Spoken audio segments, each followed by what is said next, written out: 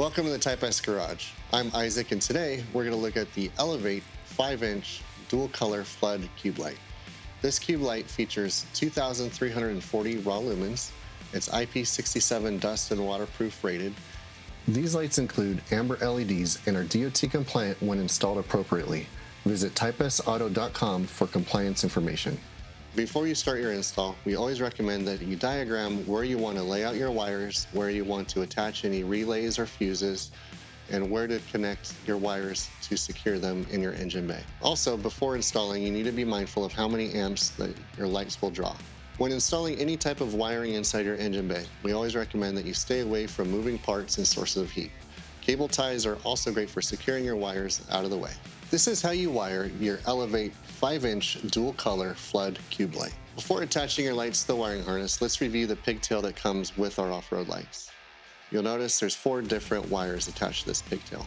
Each wire will access a certain function of the light, so choose what function you want to control with your wiring harness. If you want to control multiple light modes, we recommend you taking a look at our 2-light wiring harness that comes with a wireless remote control. That product will allow you to control 2 light modes. Or you can use the Link switch panel and power hub. The switch panel and power hub will allow you to attach all 4 of these wires to one power source and allow you to control each light mode individually. These are the tools you'll need to complete your Elevate lighting install: nitrile gloves, socket wrench, cable ties, wire cutters and crimpers, electrical tape, and depending on your build, you may need extension wire. Please reference your user manual for all the wiring sizes. The Elevate lights come with a pigtail that includes 4 wires: black, red, blue, and white. Black is neutral. Red is for off-road mode, which will give you your max brightness. Blue is for auxiliary mode, which is reduced brightness suitable for on-road use. And lastly, we have the white wire. The white wire is for your DOT parking, clearance, or identification modes. Prep your wires and make sure you have adequate copper showing.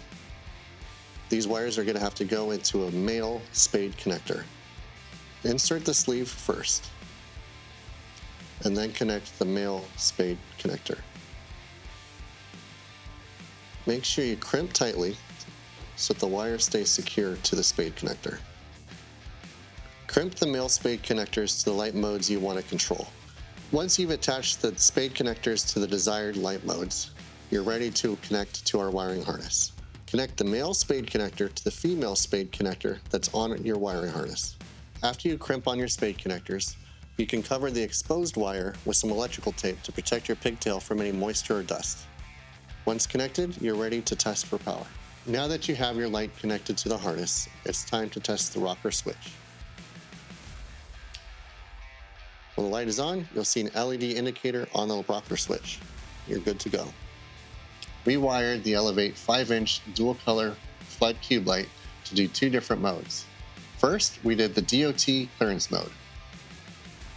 We also wired it to the off-road mode, which will give you max brightness. You can control your Elevate lights through the Link 6.